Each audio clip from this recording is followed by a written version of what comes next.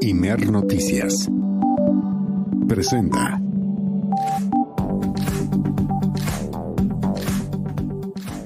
Muy buenas tardes, bienvenida, bienvenido a El Acento, tu punto de referencia. Hoy es el miércoles 3 de septiembre de 2025. Es un día importante en materia informativa, con datos relevantes a nivel internacional, particularmente la relación que existe entre México y Estados Unidos. Hace unos minutos terminó una conferencia de prensa conjunta entre el secretario de Estado de Estados Unidos, Marco Rubio, y el secretario de Relaciones Exteriores de México, Juan Ramón de la Fuente. Le tendremos todos los detalles, pero le adelanto, Marco Rubio dijo aquí en México, más bien planteó una posición de mucho peligro para la región, para América Latina. La determinación del gobierno de Estados Unidos de eliminar, de asesinar sin ningún juicio previo a todas las personas que considere peligrosas y se encuentren dentro de aguas internacionales, como aparentemente, y le digo aparentemente porque no está comprobado si efectivamente ocurrió lo que dice el gobierno de Estados Unidos que sucedió. Aparentemente atacó una embarcación que supuestamente traía drogas y personas. No está claro de qué se trata, qué fue lo que realmente sucedió, pero esto ha creado ya un clima de todavía mayor tensión entre Estados Unidos y algunos países de América Latina, concretamente Venezuela, y quienes no están de acuerdo en este elevado nivel de intervencionismo estadounidense. Como le digo, le tendremos el análisis, la información dura y comprobada en los siguientes minutos. Comenzamos. Por considerarlas altamente peligrosas, en una decisión histórica, el gobierno de México anunció un decreto para prohibir la importación, producción, comercialización y uso en el país de 35 moléculas de plaguicidas. Anuncia la jefa de gobierno de la Ciudad de México, Clara Brugada, una estrategia integral para atender la salud mental y el consumo de sustancias psicoactivas. Contempla la construcción de un hospital toxicológico. Ante prácticas desleales de comercio, la Secretaría de Economía anunció la imposición de cuotas compensatorias a las importaciones de calzado originarias de China. A partir de mañana no podrán ingresar al país por debajo de los precios del mercado interno. Al menos 21,000 niñas y niños en Gaza han sufrido algún tipo de discapacidad tras los ataques del ejército de Israel desde el 7 de octubre de 2023, informó la ONU. Además, los sistemas de atención a personas con discapacidad en el enclave palestino están colapsados. Imer Noticias presenta El Acento, con Alberto Nájar. Tu punto de referencia.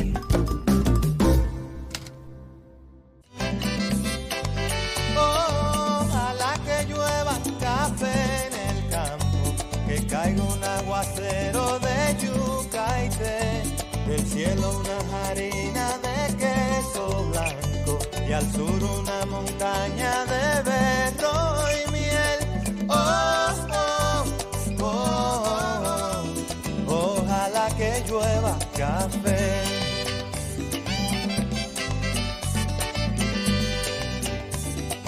Y sí, es Juan Luis Guerra, este gran cantante puertorriqueño, quien nos recuerda la buena música en este disco que yo creo que fue el único que pegó en nuestro país. Es de 1991, se llamó Bachata Rosa y tenía varios grandes éxitos, entre el que escuchamos, porque sí, ojalá que llueva café. ¿Y por qué escuchamos esta rola en particular? Bueno, por dos razones. Una, porque hoy se presentaron más detalles acerca del proyecto del gobierno de México para estimular la producción de café en nuestro país, particularmente en las zonas más pobres, las de mayor vulnerabilidad en México. Un proyecto que se llama El Café del Bienestar, que ya está a la venta este producto, inclusive de su presentación soluble, que es como más se consume entre los mexicanos. Este producto, el que está allá en comercialización,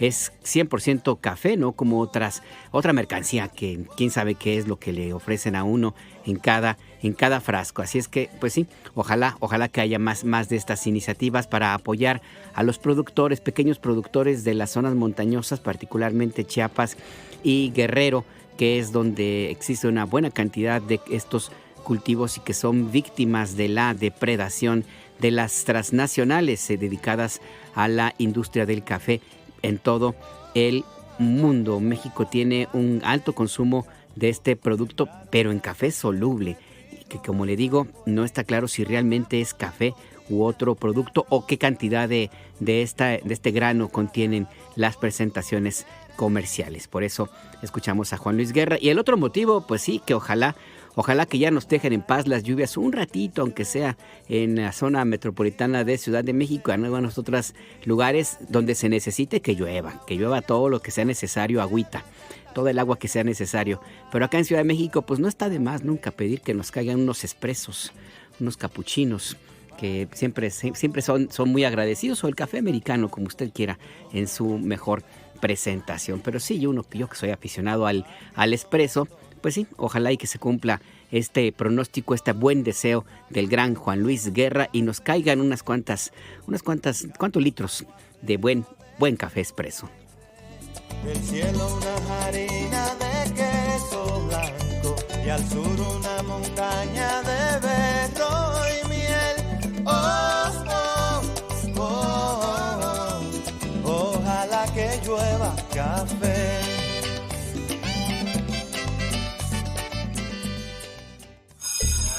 Dicen que la educación lo cambia todo, pero ¿quién está cambiando la educación?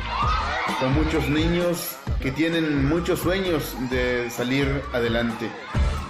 No dejes de escuchar a quienes enseñan, resisten y transforman. Soy Noemí Juárez, subsecretaria de Educación Básica de la Secretaría de Educación Pública. Quiero invitarte a escuchar Desde el Aula. Educación contada por quienes la viven. A partir de septiembre, acompáñanos en esta aventura de voces que hacen la nueva escuela mexicana. Conócelos en Entre Líneas con Adriana Estela Flores.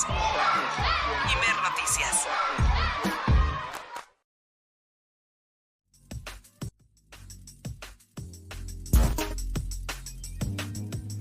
Está usted en El Acento, tu punto de referencia. Le recuerdo, usted se puede comunicar con nosotros a nuestras vías de contacto. 5566-312427, 5566-312427. Nos puede escribir a @Imer_noticias. Así nos encuentra en X y en Threads, en hilos. O bien, mándenos mensajes a Imer Noticias. Así se llama este servicio informativo en Facebook e Instagram. A mí me encuentra en X como @najar. Todas sus críticas, comentarios, sugerencias de temas, de canciones también. Díganos cuál quiere que le pongamos aquí con dedicatoria. Estará usted complacido en el momento que usted lo solicite. Le mandamos un fuerte abrazo de parte de todo el equipo del Sistema Nacional de Noticiarios que trabaja día y noche para mantenerle informado en tiempo real. Aquí en cortito, Rafael Rosales en la operación, José Luis Plasencia en la producción y en los micrófonos, Alberto Nájar.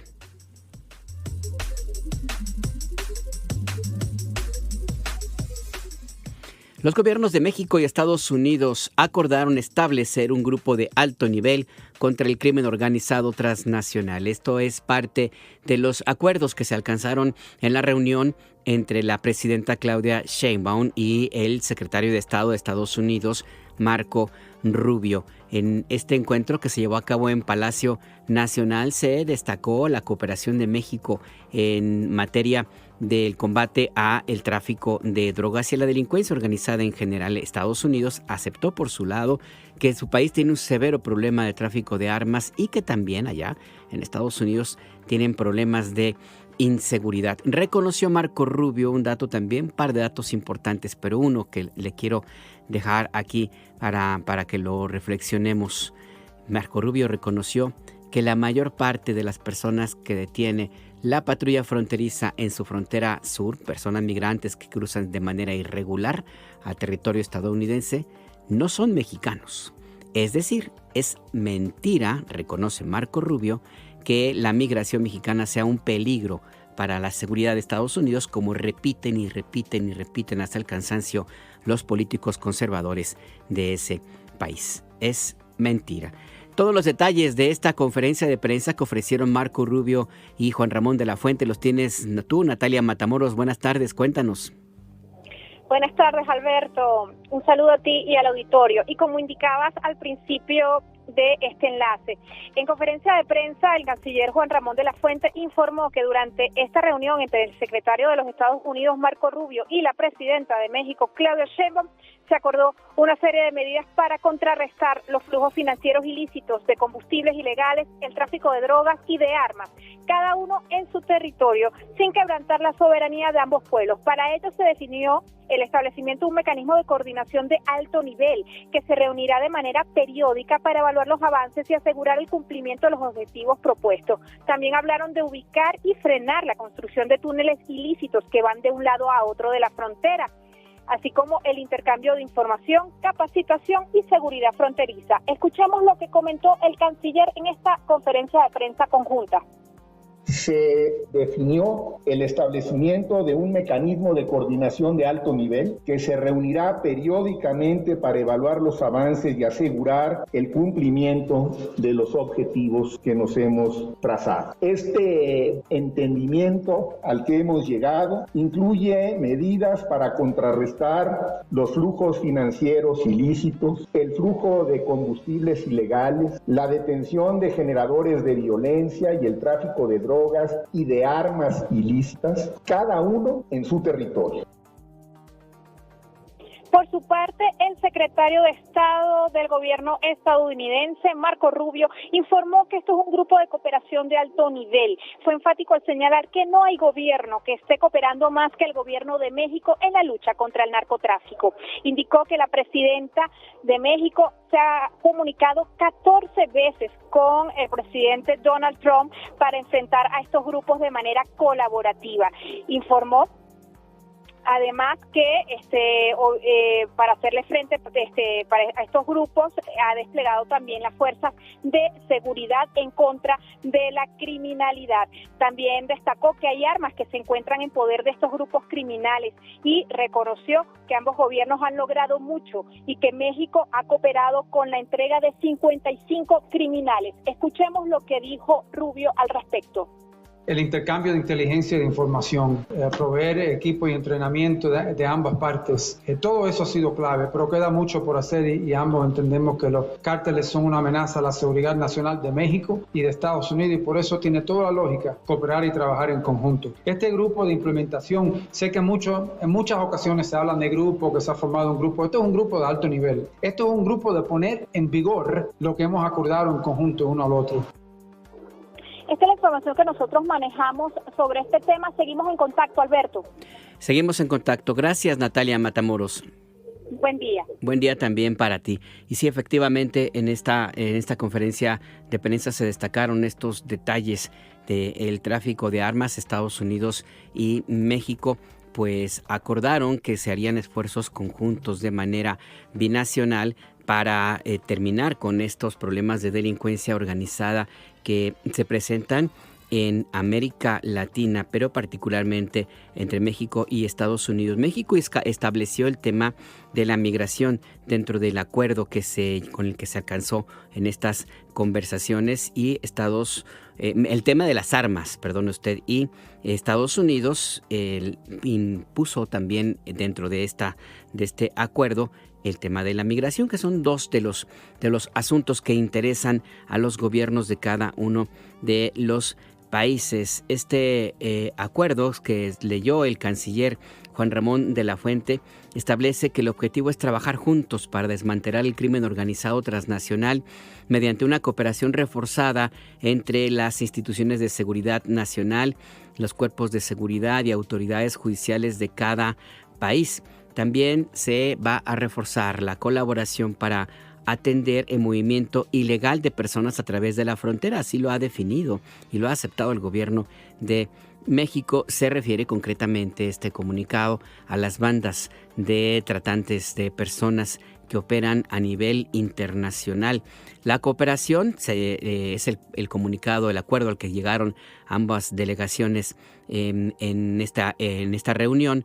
Esta cooperación será a través de acciones específicas para fortalecer la seguridad a lo largo de la frontera compartida, detener el tráfico de fentanilo y otras drogas ilícitas y terminar con el tráfico de armas. Se ha establecido este grupo de alto nivel que se va a reunir regularmente para dar seguimiento a los compromisos mutuos y las acciones que se adopten en cada uno de sus países, y eso incluye medidas para contrarrestar a los carteles de la delincuencia organizada, fortalecer seguridad fronteriza, eliminar los túneles fronterizos clandestinos que abundan en algunos lugares de nuestro país, sobre todo en algunas poblaciones de Sonora, que ahí tienen varios túneles, sin contar los que se han detectado en Tijuana o en Mexicali, en Nogales también hay algunos túneles. El Chapo Guzmán era experto en ese tipo de situación, no solamente para escaparse él, sino que tenía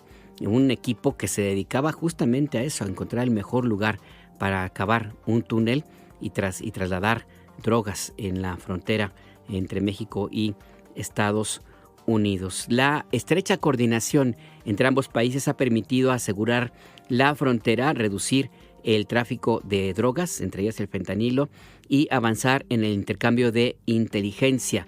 Y ambos gobiernos tienen la intención de fortalecer aún más la colaboración en materia de salud pública y coordinar campañas para prevenir el abuso de sustancias ilícitas y también de opioides. Esa es parte del comunicado conjunto que leyó el canciller Juan Ramón de la Fuente al inicio de esta conferencia de prensa conjunta. Previamente en Palacio Nacional, en la mañanera de El Pueblo, la presidenta Sheinbaum adelantó de qué iba a tratar esta conferencia, este encuentro con el secretario de Estado Marco Rubio. Abie Vargas, tú tienes el reporte, cuéntanos qué dijo la presidenta y cuéntanos cómo estuvo la llegada y salida de este personaje. Adelante. Muy buenas tardes, Alberto, aquí del auditorio de Imer Noticias, aquí en El Acento. Pues sí, la presidenta Claudia Sheinbaum se reunió pasadas las 10 de la mañana en Palacio Nacional con el secretario de Estado de Estados Unidos, Marco Rubio. Posterior a que pues terminara la conferencia matutina, el encuentro, comentarte que... Tenemos problemas de comunicación con nuestro compañero Abie Vargas, se encuentra en el Centro Histórico de Ciudad de México. En ese lugar sí hay ciertos problemas de comunicación celular. Vamos a tratar de recuperar esta llamada. Por cierto que en lo que recuperamos la llamada con Abie Vargas, déjeme contarle que dentro de esta mañanera de El Pueblo, la presidenta Sheinbaum fue cuestionada sobre las declaraciones de Donald Trump, en el sentido de que según Donald Trump no es pues le tiene miedo el gobierno de México a los carteles de narcotráfico. La presidenta Sheinbaum dijo que no, que es una absoluta mentira. Fue una entrevista que tuvo Donald Trump con un medio estadounidense. Ahorita le doy más detalles porque parece que ya recuperamos a nuestro compañero Abie Vargas. Abie, a ver si tenemos suerte. Adelante. Ahora sí, una disculpa, Alberto, pues te comentaba que la presidenta de la República, Claudia Sheinbaum, se reunió pasadas las 10 de la mañana en Palacio Nacional con el secretario de Estado de Estados Unidos, Marco Rubio, justo al terminar la conferencia matutina. Comentarte que el encuentro duró 1 hora y media, luego de que pues el secretario de Estado de Estados Unidos, Marco Rubio, llegara con un fuerte dispositivo de seguridad, en donde inmediatamente entró en punto de las 10 de la mañana sin dar declaraciones, solamente pues un saludo a los que estábamos ahí, porque también estaban algunos ciudadanos que estaban recibiendo pues la llegada de esta autoridad de Estados Unidos. En este encuentro, en donde pues acordaron el programa de cooperación sobre seguridad fronteriza y aplicación de la ley, luego pues de que se realizaran meses de trabajo y mesas de trabajo entre funcionarios, de altos funcionarios mexicanos y de Estados Unidos.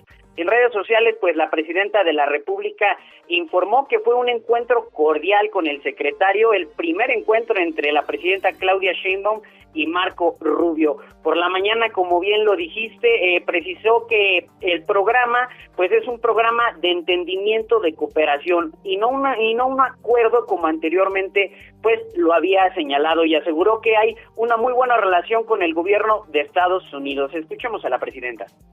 Va a ser una reunión muy cordial. El programa de trabajo ya tiene nombre, ya ven que les decía que era acuerdo, que era entendimiento. Programa de cooperación sobre seguridad fronteriza y aplicación de la ley. Y tiene que ver con colaboración sin subordinación, colaboración y cooperación en el marco de nuestras soberanías. Eso es lo que está en este programa de cooperación. Y va a ser una reunión cordial. Vamos a hacer una presentación de los logros de la estrategia de seguridad, en que hemos colaborado conjuntamente en el marco del respeto a nuestras soberanías. Vamos a tocar, pues yo quiero tocar el tema de los mexicanos y mexicanas que viven allá.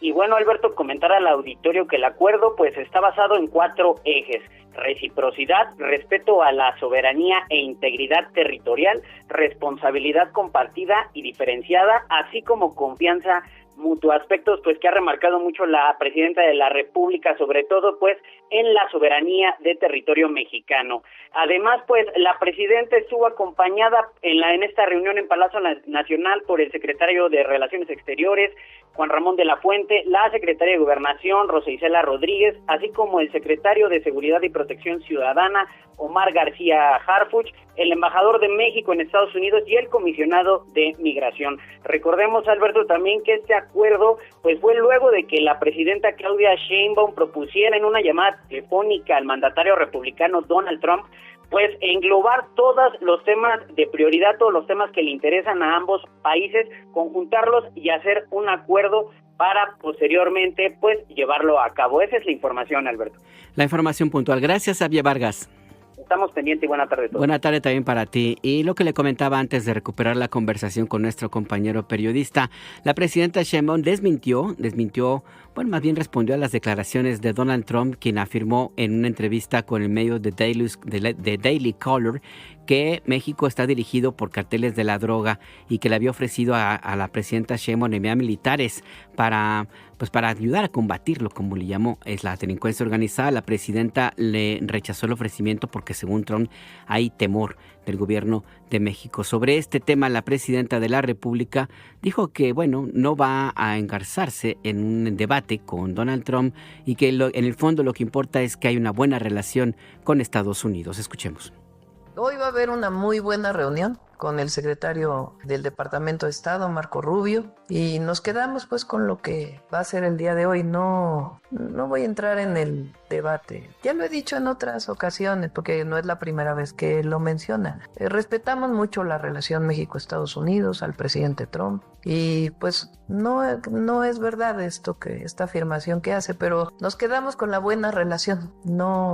Le agradezco además la buena mención que hizo de mi persona. Y lo importante aquí, ¿qué es lo importante para el pueblo de México? Que hemos logrado entendimiento con el gobierno de Estados Unidos, que no ha sido fácil en muchos temas. En el tema comercial todavía queremos llegar a un mejor entendimiento para fortalecer nuestro comercio con Estados Unidos. En el tema del gusano barrenador se está llegando a un buen acuerdo, que ya no sea subjetivo si se cierra o no la frontera, sino con base en indicadores técnicos. En otros temas de aranceles también se sigue trabajando. El secretario de Economía está ahora en Washington en reuniones tanto con el secretario de Comercio como el embajador de los tratados comerciales, y en el caso de seguridad hemos llegado a un buen acuerdo, y yo creo que eso es importante porque puedes estar de acuerdo con unas cosas o no, con un gobierno extranjero, pero lo importante aquí, y por la importancia de la relación México-Estados Unidos, es que estamos llegando a acuerdos de entendimiento, y eso es muy importante. Eso es lo importante, destacó la presidenta Sheinbaum, quien también respondió a una pregunta sobre los señalamientos de algunos políticos de oposición, como Alejandro Moreno Cárdenas, presidente del PRI, y la senadora del PAN, Lili Téllez, quienes buscan insistentemente en que Estados Unidos intervenga de una manera directa. Ellos dicen que ayude a nuestro país cualquiera que sea la interpretación que ellos tengan, la historia en América Latina nos cuenta, nos recuerda que la ayuda, entre comillas, de Estados Unidos en cualquier caso ha sido una intervención, a veces armada al costo de muchas vidas, que es lo que parece que están a la espera estos personajes. Vamos a escuchar a la presidenta Sheinbaum. Tienen una realidad en su mente que no tiene que ver con lo que está viviendo México. Muy trastocada la imagen que tienen. Por ejemplo, en la relación con Estados Unidos. Va a haber una buena reunión hoy, estoy segura, con el secretario del Departamento de Estado. Y en algunas cosas no estábamos de acuerdo y seguimos dialogando y viendo en qué podemos colaborar. Durante varios meses estuvo preparando este programa de cooperación y se llegó a un acuerdo. Repetimos, nosotros queremos tener una buena relación con el gobierno de Estados Unidos y siempre vamos a defender nuestros principios en ese marco. Pero ellos piensan que no hay una buena relación. Pero además buscan que no haya una buena relación que afectaría al país y a los mexicanos en Estados Unidos.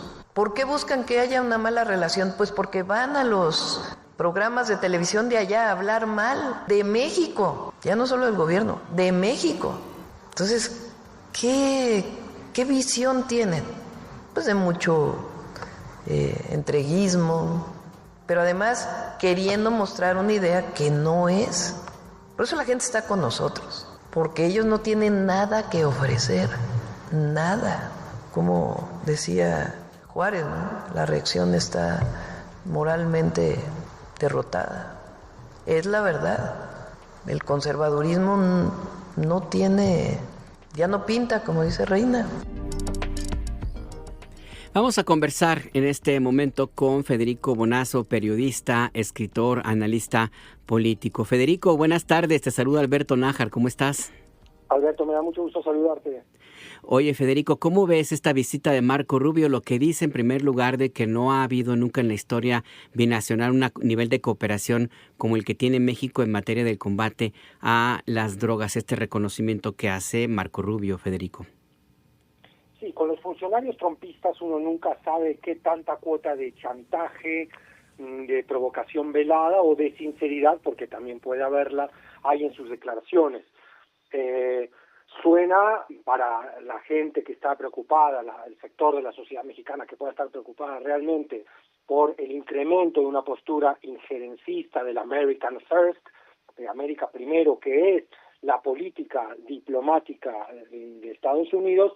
Que Rubio adelante ese comentario puede significar para este sector que hay mayor dependencia del gobierno mexicano y no mayor cooperación. Pero vemos que la postura del gobierno ha sido así también como la declaración en la conferencia conjunta de Juan Ramón de la Fuente y la postura que mantiene la presidenta Sheinbaum es muy clara en cuanto a la no subordinación respecto al territorio de ambos países y a la soberanía, y eso estuvo muy claro y estuvo muy remarcado en toda la comunicación posterior al encuentro con el secretario de Estado. Y eso da pie a pensar que la cooperación que siempre ha existido entre ambos países con la simetría que condena la relación bilateral, porque esa es una verdad de la que no podemos tampoco escapar, en este caso está muy marcada, muy determinada por una fuerza del gobierno mexicano en dejar muy claro que la soberanía no es el respeto a la soberanía y la no subordinación no se deben confundir con cooperación. En un entorno de incremento de violencia de los Estados Unidos, porque el hecho ocurrido, Alberto, hace pocas horas, donde el gobierno de Estados Unidos festeja la voladura de una barcaza con 11 tripulantes en aguas del Caribe, es del orden de lo muy, muy preocupante. Y es justamente otro de los temas que me gustaría que conversáramos, Federico Bonazo. El secretario Marco Rubio fue muy claro. El gobierno de Donald Trump no va a permitir, así lo dijo, que anden como los que llamó los traficantes de drogas, como si estuvieran en un crucero por las aguas internacionales, y la determinación del gobierno estadounidense es eliminar a todas este tipo de embarcaciones sin importar que existan personas a bordo. Esto es un giro, creo yo, y no sé qué pienses tú, o más bien el fortalecimiento, Federico, con más claridad de esta política agresiva y que no sé qué propósito tenga ya el gobierno de Donald Trump, el asesinato sin juicio de por medio, la ejecución de cualquiera que se encuentre en las aguas internacionales y que consideren un peligro. Bueno, si revisamos la historia imperial, y no hay que remontarse demasiado atrás en el tiempo, Estados Unidos permanentemente ha hecho uso de una fuerza militar que atenta contra el derecho internacional más elemental. No hay que olvidar las atrocidades cometidas en Irak, la cárcel clandestina de Abu Ghraib, el territorio tomado imperialmente en la isla de Cuba, de Guantánamo, donde Estados Unidos puede llevar a una serie de sospechosos o personajes que le resultan enemigos políticos o públicos a que eviten el paso por el debido proceso, por la ley más elemental, y allí sean torturados, incluso a veces sin juicio, y el destino de estas personas se pierde para siempre. No es en ese sentido algo nuevo lo que hemos visto, pero sí es la señal de un Trump que prometía que iba a combatir la guerra, que está incrementando violencia en varias regiones del mundo. Nos preocupa muchísimo, y particularmente la nuestra, por supuesto, porque yo siento que ellos han establecido una suerte de doble silogismo muy perverso, Alberto. El primer silogismo sería, si lo dicen los gobiernos que son terroristas, el terrorista no es humano, el terrorista lo podemos matar. Y luego hacen un segundo silogismo, que es Morena es narco, narco es terrorista, Morena es terrorista. Digamos, ese segundo silogismo es el que nos daría miedo que aplicaran, como ya lo han aplicado con el gobierno de Nicolás Maduro. ¿En qué momento estas sonrisas que vimos hoy se pueden convertir en la extorsión y el chantaje que se está ejerciendo con un gobierno como el venezolano? Aunque las condiciones políticas y de relación diplomática entre ambos casos, el mexicano con Estados Unidos y el de Venezuela con los Estados Unidos, son diferentes, hay declaraciones muy peligrosas que van en ese orden. No hay que olvidar los agravios que Marco Rubio profirió contra López Obrador en el pasado reciente también, comentando que era, insinuando que era aliado de los narcos o que protegía a gobiernos tiranos en la región. Es decir, estas sonrisas de hoy, esta diplomacia de hoy, con un personaje impredecible como Donald Trump, un narciso, broker inmobiliario, convicto, que preside hoy los Estados Unidos y tiene el control del Pentágono, todo puede ocurrir. Y además, Federico, mi última pregunta para cerrar esta conversación que te agradezco. Hablamos con el periodista, escritor y analista Federico Bonazo. Lo que tú mencionabas también hace un rato y quisiera que te ampliaras un poco más. Llega Marco Rubio un día después de que se hace esta exhibición de fuerza o presunta exhibición de fuerza. Habrá que ver si realmente ocurrió como dicen que sucedió con este ataque a esta embarcación en aguas del Caribe, y este planteamiento que hace también claramente Marco Rubio de que la política de Estados Unidos ya no va a ser detener a los traficantes, sino eliminarlos. Lo hace previo a la llegada con Claudia Sheinbaum, después de una campaña que ha habido en Estados Unidos para ejercer presión política al gobierno de la presidenta, y que se acompaña también de personajes de la política mexicana que le juegan al tonto útil, que están tratando también de que haya una intervención más abierta de Estados Unidos. Todo esto no lo podemos dejar pasar como algo suelto o ajeno, Federico. No, para nada, y es del orden de lo grave, no es del orden del chisme periodístico o de la disputa en las redes sociales. Lo que hizo la senadora Lili Tellez en la cadena Fox News es muy, muy grave, porque está mostrando algo que se sabe, pero que cuando queda en evidencia enciende, por supuesto, alarmas en esta coyuntura con todas las variables que tú también has puesto sobre la mesa. Y es la dependencia y el beneficio que ciertas élites políticas, económicas, mexicanas han tenido de su servilismo con los intereses de los Estados Unidos, tanto de las empresas transnacionales de mayor capital estadounidense como de los intereses de ese mismo gobierno, que dicho sea de paso, cada vez más es el gobierno de Estados Unidos, y esto no lo declaro yo aquí alegremente, lo dice, por ejemplo, el senador de los Estados Unidos, Bernie Sanders. Son gobiernos cada día más agentes o más preparados o que trabajan más directa y abiertamente para el interés de las oligarquías de los Estados Unidos, para los millonarios de allí. El mismo Donald Trump no ha logrado con sus medidas arancelarias levantar el nivel de la clase trabajadora que prometió. La industria manufacturera de los Estados Unidos, incluso si no se ha estancado, incluso ha perdido, según algunos estudios, presencia e ingreso. ¿Qué quiere decir esto? Que Trump combina un conservadurismo profundo, supremacista, racista, estas demostraciones de fuerza que hemos visto en otras partes del mundo. No hay que olvidar Yemen, no hay que olvidar Irán, y ahora no hay que olvidar las aguas del Caribe. Hablan de una combinación de factores muy peligrosos. Por supuesto, de los que se sirve siempre el interés imperial de los grandes grupos económicos allá, empezando y primero que ninguno de otro, el complejo industrial militar, y después también las élites, en el caso mexicano, muy golpeadas por la 4T, por un gobierno redistributivo de la riqueza, que les ha arrebatado el relato público, que les ha arrebatado el poder político, y el rencor que eso ha generado las hace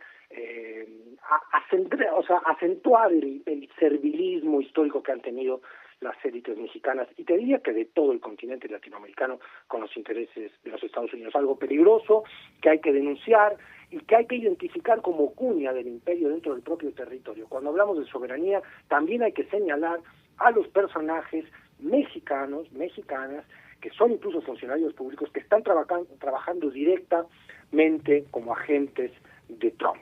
Y eso hay que denunciarlo e identificarlo y no perderlo nunca de vista, creo yo, Alberto. Exactamente, y por eso era importante tener esta conversación contigo, Federico Bonazo. Muchas gracias por este análisis para la audiencia de Imer Noticias. No, yo soy el agradecido, te mando un fuerte abrazo. Otro abrazo, hasta pronto.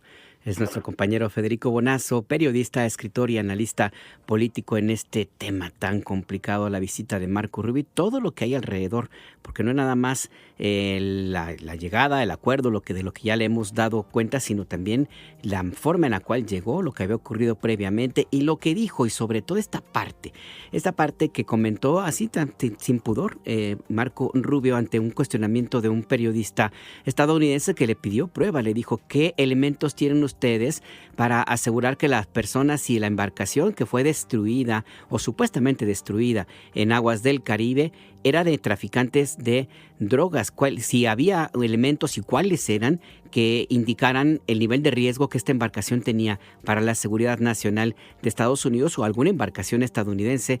Y lo que dijo Marco Rubio es que esta embarcación se encontraba, que procedía de Venezuela, que llevaba un cargamento de droga, que murieron 11 personas y que se encontraba en aguas internacionales. Y dijo: durante años, organizaciones del narcotráfico han utilizado estas rutas para el tráfico de drogas, pero ya no más. Vamos a escuchar lo que dijo Marco Rubio.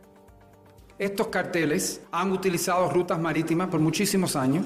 Nosotros tenemos inteligencia, sabemos que vienen y lo interceptamos, pero eso no funciona.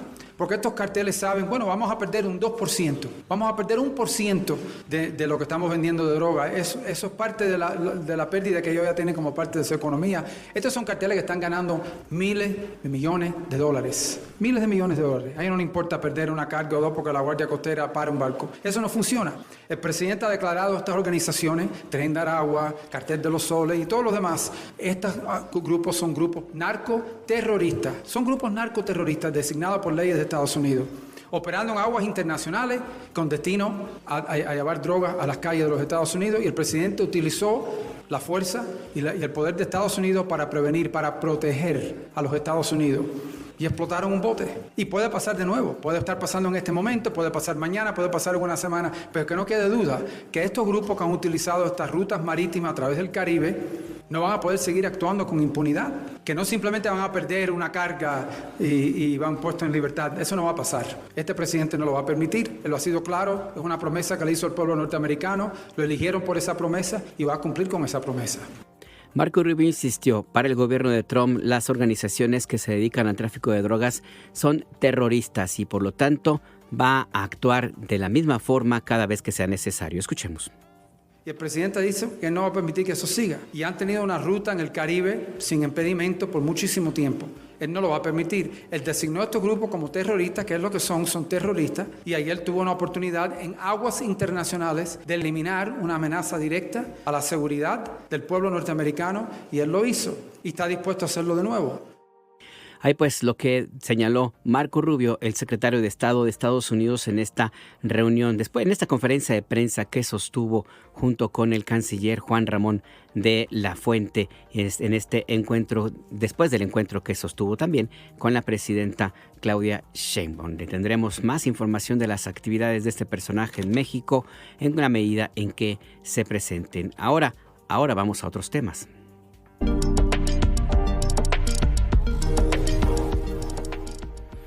En la conferencia del pueblo de este miércoles se presentaron datos importantes. Se prohíben sustancias que contienen plaguicidas en nuestro país y que son muy peligrosas para la salud de los seres humanos. ¿De qué se trata? Conversamos con el secretario de Agricultura y Desarrollo Rural, el doctor Julio Verdegué. Secretario, buenas tardes. Gracias por este enlace. Le saluda Alberto Nájar. Alberto, qué gusto saludarte. ¿Cómo estás? Muchas gracias por la oportunidad. Al contrario, secretario, para la audiencia en toda la República Mexicana que nos escucha, cuéntenos, ¿de qué se trata esta determinación que ha tomado el gobierno de México? Bueno, es una decisión de la presidenta que hagamos una estrategia muy amplia para ir avanzando hacia una agricultura cada vez más sustentable, más limpia y más segura para los productores, las personas jornaleras, los consumidores. Y como parte de esa estrategia, se ha trabajado con la Secretaría de Economía, la Secretaría de Medio Ambiente y la Secretaría de Salud a través del COFEPRIS y la Secretaría de Agricultura en la identificación de una lista de plaguicidas altamente peligrosos. Son productos que se usan en el campo, algunos mucho, otros menos, y que realmente tienen severos daños científicamente determinados sobre la salud humana, pero también sobre la biodiversidad. Algunos de estos productos pues afectan a matan a las abejas, peces, en fin. Entonces, no solo es un impacto sobre nosotros, sino también sobre la biodiversidad. Y entonces se identificó esta lista de 35 moléculas, ingredientes activos, llamémoslo así, y se prohíbe a partir de que se publique en el diario oficial todo, la importación, la producción en México, la comercialización, el uso, todo. Secretario, ¿estas moléculas estaban en comercio, en uso activo en el campo mexicano? Algunas mucho y otras, por ejemplo, el DDT. Uh-huh. El DDT es increíble, pero se prohibió en todo el mundo en los años 70 y 80. Fue un insecticida pues que todo el mundo tomó conciencia. Realmente fue el primero que nos hizo tomar conciencia de que había algunos de estos productos que eran realmente muy complicados. En México se prohibió solo la importación, pero no se prohibió la producción y la comercialización interna. Nos dicen es que ya no se usa, pero en abril de este año, que hubo una mortandad de unas colmenas de abejas en el Soconusco, en Chiapas, nosotros tomamos las muestras, las hicimos investigar en laboratorios oficiales y ahí encontramos rastros de DDT en estas abejitas muertas. O sea, probablemente entró de contrabando, no sabemos. El asunto es que algunos se usan muchísimo para responder su pregunta y otros pues muy poco, pero igual hay que prohibirlos. Claro, secretario, una de las razones entonces para ir entendiendo por las cuales se usan estas moléculas que están prohibidas en estos lugares es que no estaba explícitamente en la legislación mexicana que se comercializaran y se utilizaran. Claro. Bueno, algunos no estaba prohibido nada, se podían importar, se prohibían todo. Algunos, como el DDT, sí se prohibía la importación, pero no la producción, y, en fin, y la comercialización interna o el uso. Entonces, ahora sí, la prohibición es completa. todo. No se puede ni importar ni nada. Salen de la realidad mexicana. Secretario, usted comentaba el riesgo que tiene algunas de estas moléculas para la salud de las personas, de los seres humanos. ¿Nos puede contar un poco cuál es el tema de salud en el uso de estas sustancias? Hablaba de algunas muy peligrosas. Sí, mire, bueno, son 35 sustancias que están siendo prohibidas. Si yo le tuviera que dar la lista de todos los daños que esas causan, y además son daños científicamente establecidos, no hay discusión en el mundo sobre si dañan o no, pues nos tardaríamos varias horas de tu programa. Claro. Te doy algunos ejemplos. Hay un insecticida que se llama carbofurán. Este es uno de los insecticidas más tóxicos de todos los que se usan en el mundo, en la agricultura. Está prohibido en Europa, está prohibido en Canadá, en Estados Unidos no está prohibido, pero está muy severamente restringido y se puede usar en productos como el café, como en el aguacate. El otro, endosulfán, otra de las 35 moléculas, también un insecticida, también. O sea, esto es realmente muy peligroso. Este endosulfán está prohibido en más de 50 países. Bueno, hoy México, o sea, serían más de 51. Por ejemplo, este daña el desarrollo de los fetos humanos. Una mujer embarazada, pues si se queda expuesta a este tóxico tan terrible, puede dañar el desarrollo de su bebé que está en gestación. También de bebés, persiste mucho en el ambiente. Se ha encontrado en análisis científicos que persiste en la leche materna. O sea, se contamina una madre y luego transmite esta cosa, no sé, espantosa al bebé que está mamando. En fin, y el DDT, bueno, pues la lista de daños del DDT es así que es cosa seria. Claro. O sea, muchos de estos son cancerígenos, otros dañan el sistema nervioso, otros alteran nuestros genes, digamos el ADN que se llama, pero alteran nuestros genes, o sea, si tú, en fin, y luego interfieren en el sistema hormonal, y luego lo que te digo, todo el impacto en la naturaleza. No solo abejas, también peces, aves. No, sí, son una cosa seria. Sí, y finalmente, secretario Julio Verdaguer, secretario de Agricultura y Desarrollo Rural, ¿cuáles son los siguientes pasos? Se publica en el Diario Oficial de la Federación, se sabe cuándo, y después, ¿qué va a pasar con todo el stock, toda la mercancía que ya existe en circulación en México? Sí, mire, la presidenta ya firmó este decreto, por supuesto, y ahorita está todos los trámites previos hechos, ¿no es cierto? Este decreto es firmado por ella y es acompañado por las firmas de la secretaria Alicia Bárcena, de Medio Ambiente, Marcelo Ebrard, de Economía, David Kesenovich, de Salud, y su servidor en Agricultura.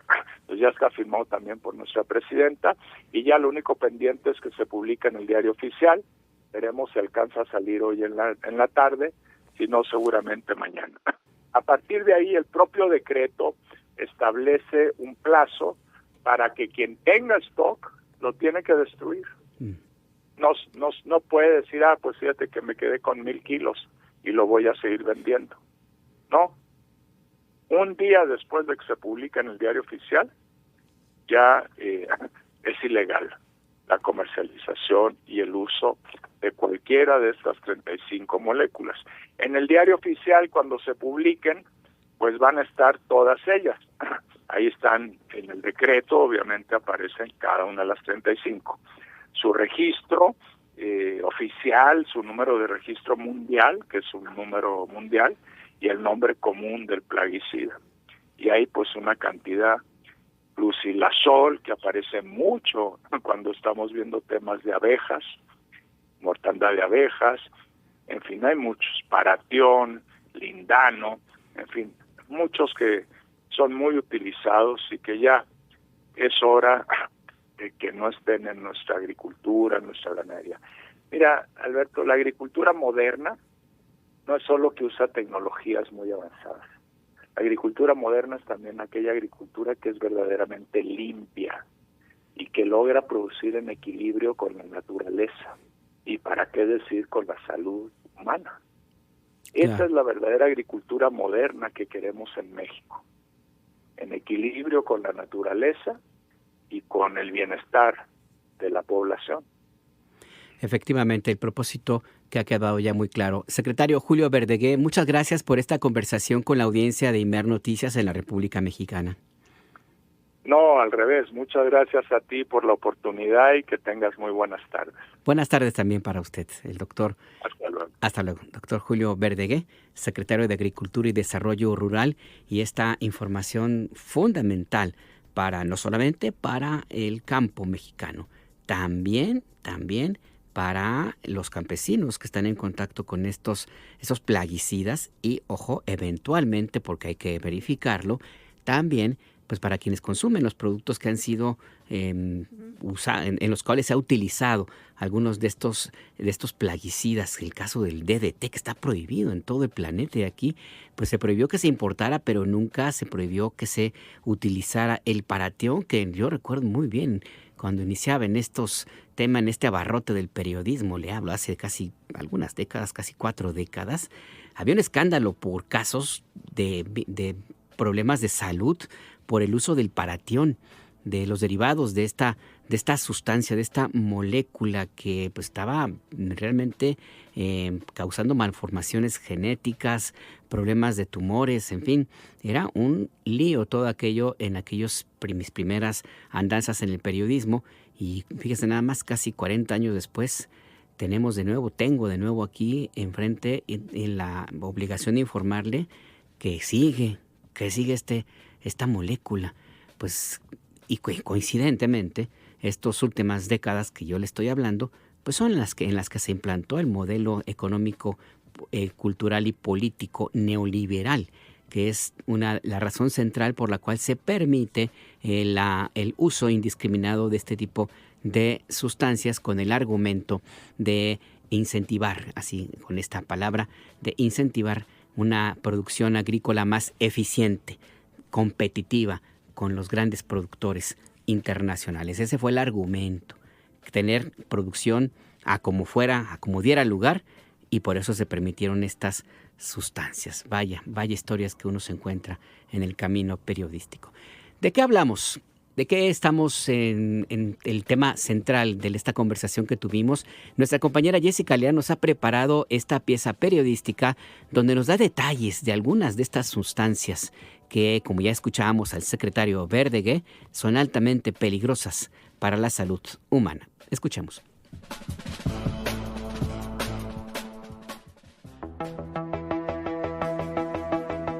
Por considerarlas altamente peligrosas, en una decisión histórica, el Gobierno de México, a través de la Secretaría de Agricultura, anunció un decreto para prohibir la importación, producción, comercialización y uso en el país de 35 moléculas de plaguicidas. El secretario de Agricultura, Julio Verdegué, apuntó esta mañana en Palacio Nacional durante la conferencia matutina que se trata de una determinación histórica en el país y que solo es parte de una estrategia mayor para alcanzar una agricultura mucho más limpia, más sostenible y segura. Asimismo, dijo que el objetivo es avanzar en una regulación mucho más estricta de este tipo de sustancias.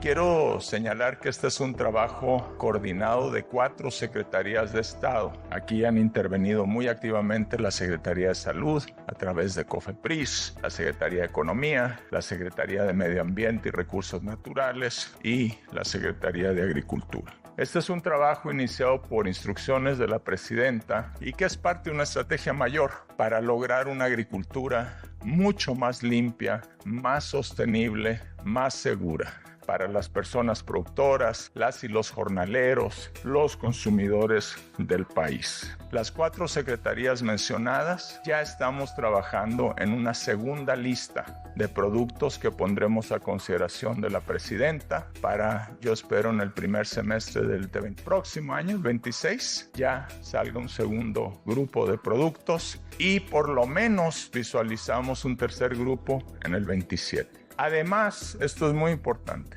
habrá algunos plaguicidas que se mantengan en el país. Tenemos que tener una regulación mucho más rigurosa. Verdegué confirmó que en este primer grupo de moléculas prohibidas están aquellas identificadas en convenios internacionales como los de Basilea, Rotterdam y Estocolmo, de los que México es parte. Estas 35 moléculas, a partir del día siguiente en que se publique en el Diario Oficial, van a salir de su uso en nuestro país. Nunca en la historia de México se había hecho una prohibición de este tipo de productos de esta magnitud. Lo más reciente es en el 91, se prohibieron 21 moléculas, pero 35 nunca. Se incluyeron en este primer grupo de moléculas aquellas que están identificadas en convenios internacionales de los que México es parte. Hay un convenio de Basilea, otro de Rotterdam, otro de Estocolmo. Todas estas moléculas, las 35, están prohibidas en uno o más países o regiones con los que México tiene un comercio activo de alimentos. Entre los químicos incluidos en la lista, indicó el secretario Verdeguer, se encuentran Aldicarb, altamente tóxico, se registró por primera vez en 1970. Su comercialización se suspendió en 1980 debido a los altos niveles de sus degradaciones en las aguas subterráneas. En 1981, el Aldicarb se clasificó como pesticida de uso restringido y en 1984 se sometió a revisión especial. Es usado en caña de azúcar, cítricos, café, fresas y papas. Fue prohibido en Estados Unidos en 2010 luego de que la Agencia de Protección Ambiental, EPA, y Bayer, fabricante de Temic, nombre comercial más común y ampliamente utilizado para formulaciones de Aldicarb, llegaron a un acuerdo para poner fin al uso de este pesticida que podría representar riesgos alimentarios inaceptables, especialmente para bebés y niños pequeños. Entre 2010 y 2018, su uso ha sido restringido en América Latina.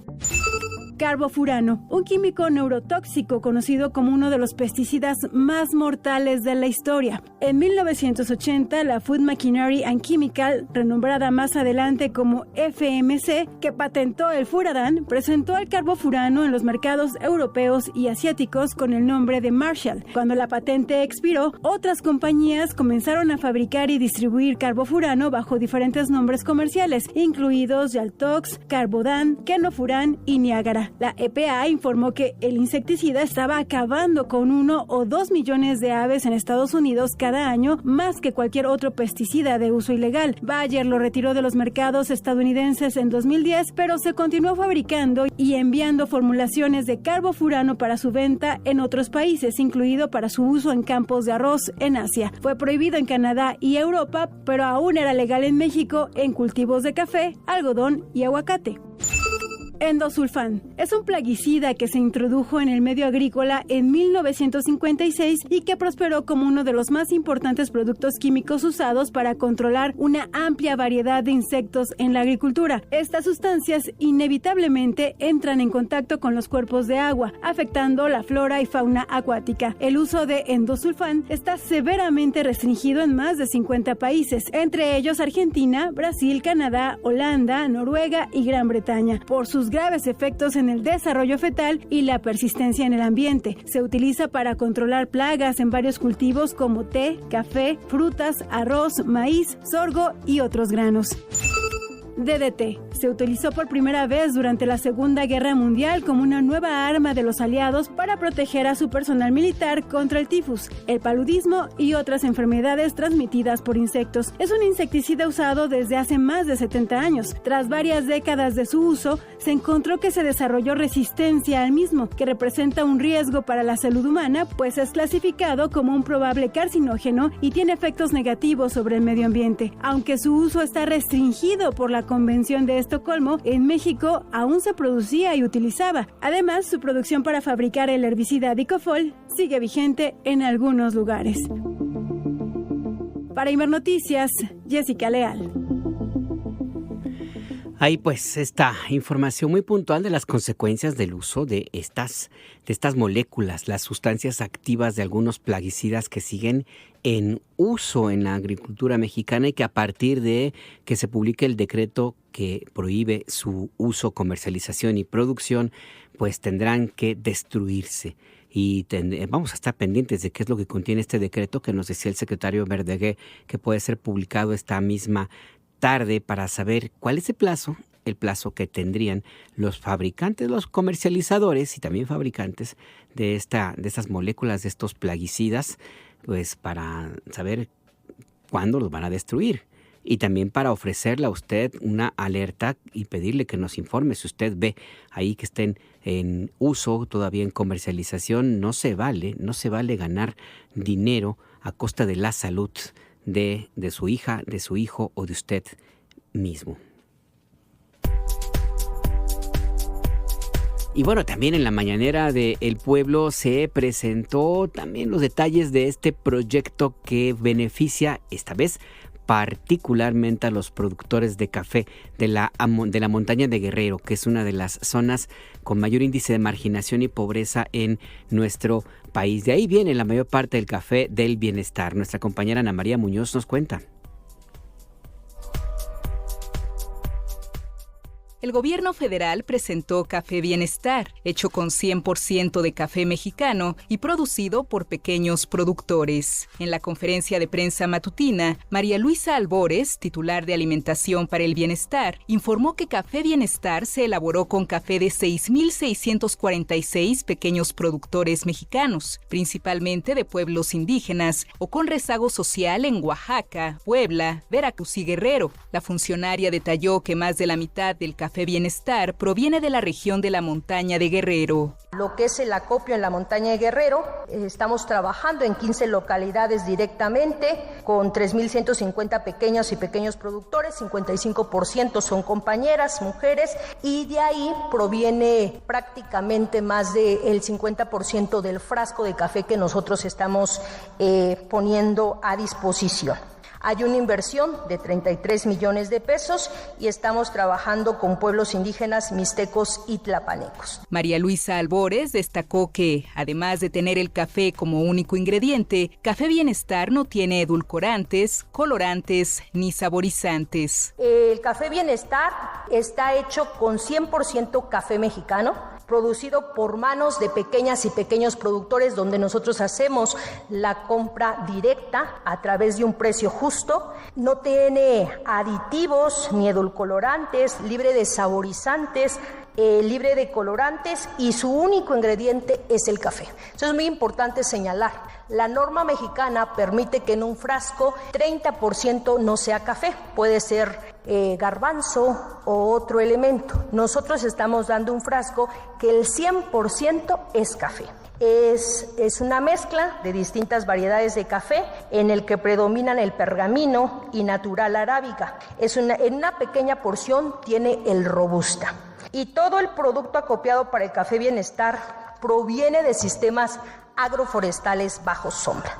Por su parte, la presidenta Claudia Sheinbaum informó que la producción del Café Bienestar contribuirá a reducir la pobreza y traerá bienestar para los pequeños productores, especialmente para los de la región de la montaña de Guerrero. La ganancia de este café pues va directo a las comunidades. Se paga, digamos, el costo de procesarlo, de llevarlo, del transporte, pero la ganancia va directamente a la montaña de Guerrero, donde se vende en las tiendas del bienestar.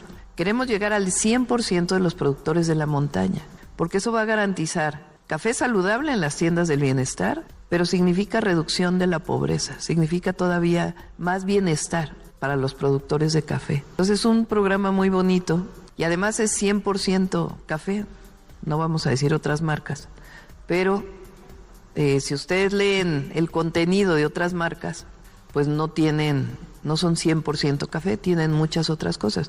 Muchos incluso tienen azúcares.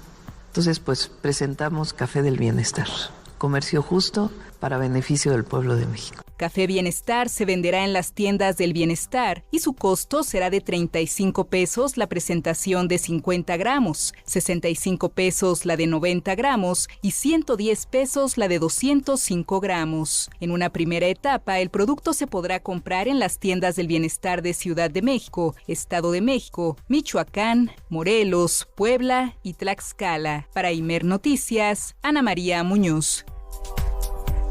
Hay pues los detalles de el café de el bienestar, que entre otros elementos, si podríamos decir que una consecuencia, yo supondría que también calculada, pero pues mi impresión, por supuesto, es que este programa también ayudaría a romper el monopolio, la depredación que existe por parte de los grandes corporativos internacionales del café sobre la producción de este grano. El precio del café a nivel internacional se fija en la bolsa, en el mercado de Londres, los futuros de café.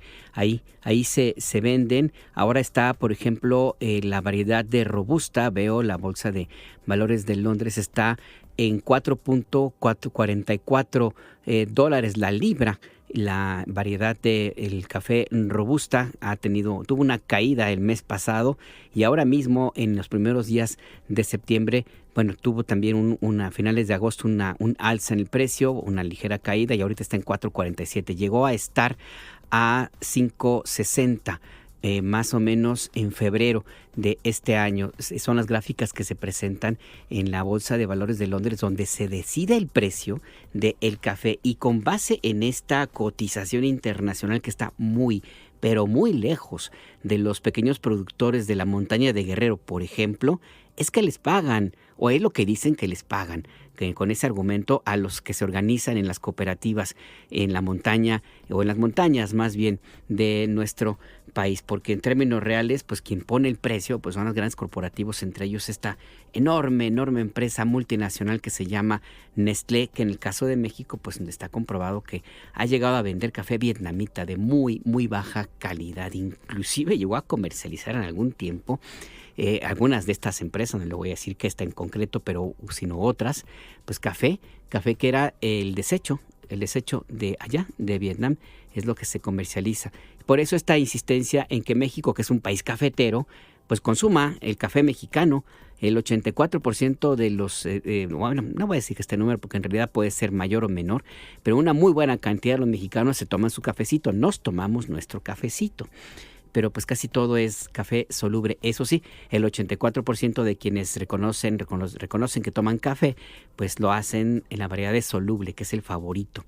Y como le digo, pues no se sabe qué es lo que finalmente contienen los frascos que se venden a nivel comercial en las tiendas de nuestro país. Por eso esta intención de ofrecer un producto que sea café 100% de a de veras, como es el café Bienestar, con la idea de cambiar de ayudar a los pequeños productores, y dos, también ayudar a los mexicanos a que cambiemos nuestros hábitos en el consumo de el café. Hay que buscar el café mexicano o el café en grano, y pues ya cada quien decide cuál es el que le guste más o menos, pero es parte de la realidad. México tuvo un problema gravísimo a principios de los 90s en la producción de café. Hasta antes de esa época era un gran productor y tenía muy buen mercado el café mexicano, pero fue atacado por la plaga de la roya, que terminó con casi todos los cafetales en México, sobre todo en la zona de la montaña de Veracruz, que tenía una muy buena producción y se vino abajo por la roya. Se logró recuperar, ya para 1994 ya estaba muy recuperado, pero pues ya no pudo competir con la entrada en vigor del TLC, que impuso reglas y que muy dañinas para la agricultura mexicana en este caso, y que obligó a México todavía más a depender de la cotización internacional. Como le digo, el precio del café a nivel mundial se define lejísimos de las zonas productoras en México, en la Bolsa de Valores de Londres. Y esa es parte de nuestra realidad, la realidad de América Latina, porque esto que vivimos en México también lo enfrentan los caficultores en Colombia, que están más organizados y tienen una producción mayor y que tienen más experiencia y capacidad de puja y de negociación a nivel internacional, pero no les alcanza, tampoco les alcanza a el café de Costa Rica, que es muy bueno, y mucho menos al café guatemalteco o al de Honduras, que tiene menor calidad. Es nuestra realidad como América Latina. Y por eso, para irnos a un corte, vamos a escuchar a Amparo Ochoa y Gabino Palomares. Del mar los vieron llegar, mis hermanos emplumados eran los hombres barbados de la profecía esperada. Se oyó la voz del monarca que el Dios había llegado y les abrimos la puerta por temor a lo ignorado. Iban montados en bestias, como demonios del mal, iban con fuego en las manos. Dicen que la educación lo cambia todo, pero ¿quién está cambiando la educación? Son muchos niños que tienen muchos sueños de salir adelante. No dejes de escuchar a quienes enseñan, resisten y transforman. Soy Noemí Juárez, subsecretaria de Educación Básica de la Secretaría de Educación Pública. Quiero invitarte a escuchar Desde el Aula. Educación contada por quienes la viven. A partir de septiembre, acompáñanos en esta aventura de voces que hacen la nueva escuela mexicana. Conócelos en Entre Líneas con Adriana Estela Flores. Imer Noticias.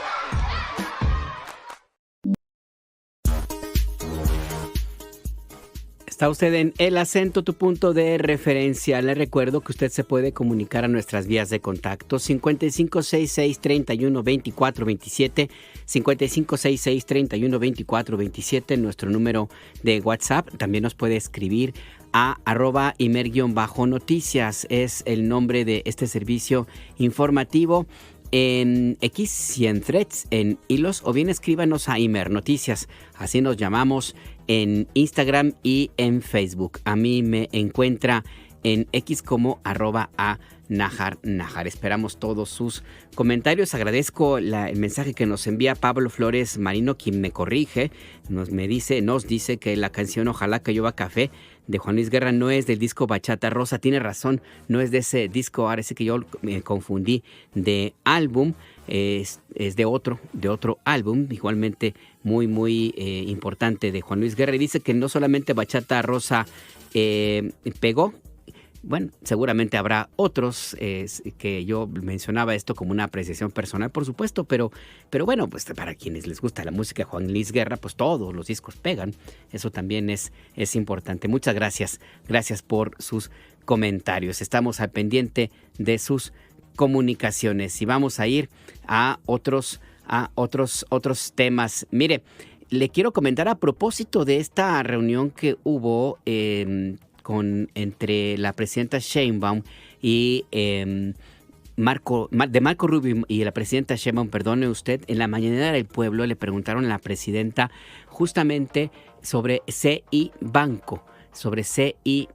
Le preguntaron qué va a pasar, porque este banco, esta institución financiera, pues está a punto de venderse y pues ha tenido allí algunos problemas. La presidenta Claudia Sheinbaum señaló pues que el gobierno de Estados Unidos no logró comprobar que las acusaciones. Vamos a escuchar lo que señaló. La información que envió el Departamento del Tesoro a la Secretaría de Hacienda, tanto a la UIF como a la propia Secretaría de Hacienda, no era suficiente, no tenía pruebas suficientes como para reconocer el lavado de dinero. Se hizo una investigación por parte de la Comisión Nacional Bancaria y de Valores y ahí se determinó faltas administrativas. Nosotros lo dijimos entonces, es una investigación de la propia UIF, de la CNBB y de la Secretaría de Hacienda, y frente a lo que envía el Departamento del Tesoro no se reconoció ninguna prueba fehaciente. La intervención que hace la Secretaría de Hacienda tiene que ver más con la protección del sistema financiero nacional. Sobre la denuncia que presentas, pues vamos a pedirle tanto a la Fiscalía como a la Secretaría de Hacienda que pueda contestar en particular sobre esta denuncia. Ahora, ¿este banco qué tiene? Está el banco y luego tiene fideicomisos y otras líneas, digamos, y casa de bolsa. Es banco, fideicomiso y casa de bolsa. Lo que ahora se está vendiendo, asociado en la intervención que se hizo, son los fideicomisos y la casa de bolsa. El banco no. Y la CNBB pues está haciendo toda la investigación para que se pueda hacer de manera correcta. Y ya que estamos justo de nuevo en la mañanera del pueblo, este miércoles, le preguntaron a la presidenta sobre esta versión que se dio a conocer, que publicó el periódico Reforma, acerca de una supuesta cena en un restaurante de lujo en la zona de Polanco, uno de los restaurantes más caros. Bueno, habrá que checar, porque en realidad ese estuvo de moda hace algunos años. Ahorita ya no creo que sea el gran restaurante en el sentido de los precios, porque ya fue superado el Aupao de Cuchón, la pata de cochino, si estoy en lo correcto en la traducción. Supuestamente los nuevos ministras y ministros de la Suprema Corte, después de rendir protesta e instalar el Poder Judicial, se fueron a cenar a ese lugar, según publicó el diario Reforma. Festejaron en grande, fue lo que dijo este periódico, que fue otra vez desmentido el periódico Reforma, porque no es cierto. Eso no es verdad. El mismo ministro presidente de la Suprema Corte, Hugo Aguilar, dijo pues que no era cierto, que estuvieron chambeando hasta muy tarde. El periódico ha seguido insistiendo, y junto con este diario que se ha caracterizado por involucionar en sus valores editoriales, pues lo han seguido otros comunicadores que pues suelen publicar este tipo de bulos, este tipo de mentiras con toda impunidad, sin ningún pudor. La presidenta cuestionó de nuevo otra vez al periódico Reforma. Vamos a escucharla. Y se festejan ministros en restaurante de lujo en Polanco. ¿Quién inventó esa nota? ¿De dónde salió? ¿Cómo un periódico se atreve a publicar una falsedad tan grande? Ahora sí que mentira. Hoy es el detector de mentira. Y es el propio ministro presidente, ¿no? A ver, que le pregunta. Ministro, ¿usted ocurrió a cena en un restaurante francés? Sí, es falsa la nota. Yo no estuve ahí. Estuvimos trabajando hasta la 1:30. Eso les digo. ¿Dónde se fue a festejar entonces? No hubo festejo. Puro trabajo. No hemos festejado. Falsa la nota, ¿no? Y en su momento... La mentira, ese es el problema. Como un periódico de circulación nacional saca una nota que es una absoluta mentira, totalmente falsa. Por eso es propaganda. No es noticia, es propaganda basada en la mentira. ¿Cómo un periódico puede decirse que cubre el derecho a la información establecido en la Constitución cuando publica mentira? Pues de perdiz debe haber una disculpa, ¿no? Sentimos mucho a nuestros lectores porque esta nota pues nos equivocamos. Ahí pues lo que señala la presidenta Claudia Sheinbaum. Y por cierto, esta publicación pues derivó en decenas, si no es que cientos de comentarios en redes sociodigitales, donde cuestionaban incluso a una periodista del periódico El Excelsior y de Grupo Imagen. Decía, se llama Leticia Robles de la Rosa, según entiendo. Se preguntaba en su cuenta en Twitter que ella no sabía que los integrantes de los pueblos indígenas comían en ese restaurante tan caro, y pues le respondieron, ahora sí que resulta que esta colega, pues resulta que ella decide quién puede o quién no puede comer en ciertos lugares. Eso se llama racismo. Y ella dijo que no era clasismo. En fin, ya es exactamente este tema que resulta cuando se reacciona con el odio por encima del razonamiento periodístico y ético, que eso pues ha quedado en el olvido desde hace ya algunos años, como sucede con el periódico Reforma. Y por si usted no había escuchado esta forma de referirnos a los desmentidos de este diario capitalino, pues es que en sus encabezados este periódico suele publicar así, con ese disquetono irónico. Otra vez, si le ponen como 5 O's, como para remarcar que no se está haciendo nada de lo que ellos quieren que se haga, y pues por eso utilizamos justamente esta misma forma de referirnos al otro desmentido que surge el día de hoy. Por cierto, le preguntaron a nuestro compañero Miguel Elorza, quien es el coordinador de Infodemia, el responsable del área de redes sociodigitales en el Sistema Público de Radiodifusión, Miguel Elorza. Bueno, ¿qué pasa? ¿Qué sucede con estos temas? Y dijo Miguel Elorza, recordó muy puntualmente que hay mecanismos legales para que las audiencias exijan su derecho a estar bien informadas. Escuchemos a Miguel Elorza. Están los derechos de las audiencias ya explícitos en la reforma que se hizo, están los derechos de la información y también están los mecanismos para que las ciudadanas, los ciudadanos, las audiencias podamos recurrir a nuestros defensores. Ahí pues el tema de este nuevo desmentido a este diario que suele publicar esta clase de informaciones sin sustento, sin comprobarlas o francas mentiras. Le volvió a llover sobre mojado al diario Reforma como ha llovido en una buena parte de la República Mexicana, aunque de otra manera, porque esta es, digamos, más natural. El huracán Lorena es de categoría 1, ha degradado su intensidad o se espera que se degrade a partir de mañana, pero va a provocar lluvias torrenciales a partir de este jueves y hasta el próximo sábado en Baja California Sur y Sonora. Esto informó Fabián Vázquez, quien es coordinador general del Servicio Meteorológico Nacional. Laura, ¿qué dice el pronóstico? A partir del día jueves más o menos ya las condiciones en el océano y la atmósfera ya no van a ser tan favorables para la intensificación, por lo cual podría comenzar a debilitarse gradualmente. Independientemente de la intensidad de los vientos, lo que hemos estado avisando a la población es de que hay pronóstico de un temporal de lluvia muy importante que va a estar afectando todo Baja California Sur durante el día de hoy y después va a ir avanzando hacia la parte central de Baja California, digamos de toda la península, y después hacia Sonora. De manera que del día martes al día sábado se espera un temporal de lluvias muy importante para toda la región de la península en general, con los máximos acumulados justo en los límites entre Baja California y Baja California Sur, y como te comentaba ya para el sábado ahí en Sonora. ¿Qué tanto va a llover? La verdad es que sí estamos esperando un evento extremo en el sentido de que pudiera llover en estos 4 días casi 3 veces de lo que llueve en el mes de septiembre en esa región. Sobre este tema, el gobernador de Baja California Sur, Víctor Castro, anunció la suspensión de labores escolares en los 5 municipios del estado. Una suspensión en todos los niveles de estudio, tanto en escuelas privadas como públicas. Escuchemos.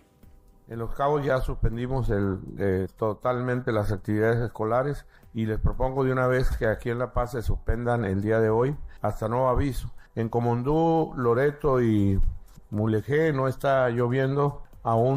Sin embargo, creo que hay que tomar las provisiones para que se suspendan estatalmente las actividades escolares y evitar el desplazamiento de este meteoro más rápido y quedemos en esta condición de incertidumbre. Entonces les propongo que la suspensión de clases a partir del día de hoy, a esta hora, este Consejo Estatal lo determine, para que podamos darle tranquilidad a la gente, cuiden a las niñas, a los niños, a los adolescentes, a todos, se cuiden todos.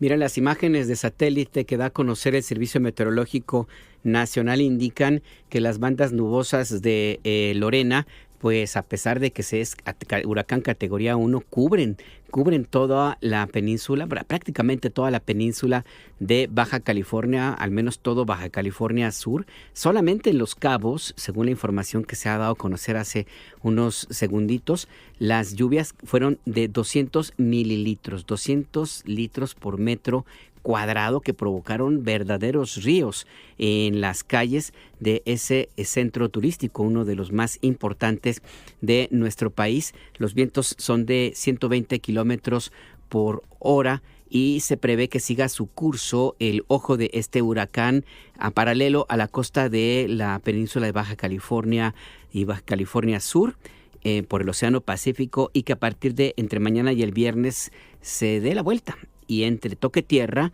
en la frontera entre Baja California y Baja California Sur, cruce el Golfo de California y se interne en Sonora, como le digo, ya por la zona de entre Hermosillo y Puerto Peñasco, por ahí, aquella zona ya muy cerca de la frontera con México.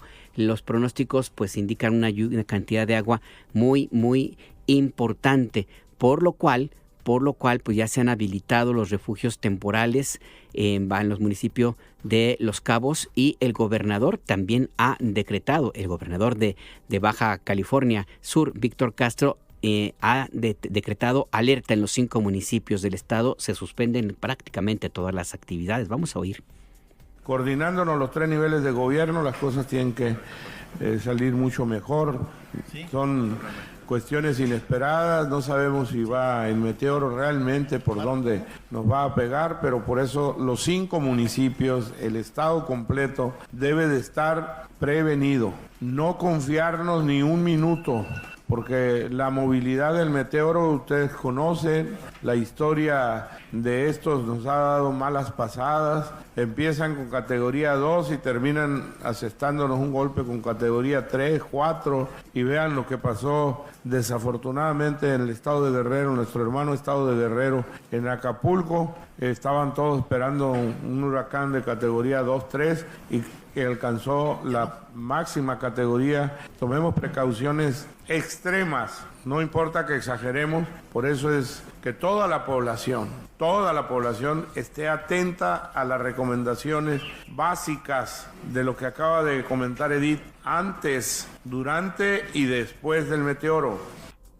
Ahí pues el gobernador de Baja California Sur ya se activó el Plan Marina en su fase de prevención para ayudar a la población en Los Cabos, en La Paz y todos aquellos municipios de Baja California Sur. Y en Ciudad de México, pues no cantamos tan mal las rancheras. Aquí también nos ha llovido, pero en serio. Sobre todo en algunos lugares que han sufrido daños. Nuestro compañero Víctor Raúl Ramírez, estás en la alcaldía Iztapalapa todavía. Víctor, cuéntanos qué sucede. Buenas tardes. ¿Qué tal, Alberto Auditorio? Buenas tardes. Así nos encontramos en la unidad habitacional Vicente Guerrero, en la alcaldía Iztapalapa, al oriente de la Ciudad de México. Esta alcaldía fue una de las más afectadas por las lluvias de los últimos días y hemos platicado con personas que ya han sido censadas por las autoridades del gobierno de la Ciudad de México para determinar el daño que sufrieron sus viviendas y también sus muebles. La señora Jessica Sánchez nos comentó que además de los daños en algunos de sus muebles, lo que más le preocupa, dijo, es el daño estructural que ha sufrido su vivienda, que se ubica en la primera de Carlos M. Rincón. Vamos a escuchar lo que nos comentó. Pues ya no es tanto lo material, ¿no? Sino que ya es a nivel estructural, porque por ejemplo en nuestro domicilio ya el agua se filtraba por abajo del piso. Aparte pues el agua sale de las coladeras y todo, pero a nivel estructural lo que son incluso los castillos o las colindaciones con otros domicilios, el agua ya brota por esas, pues me imagino que como que grietas. Ahorita el detalle más importante o el más preocupante es que la mayoría de vecinos en donde se hizo esa como cuneta de agua, reportamos una especie como de grieta, o nos imaginamos que es una grieta, porque ya el agua burbujea por abajo de las losetas, incluso en algunos domicilios ya se botó.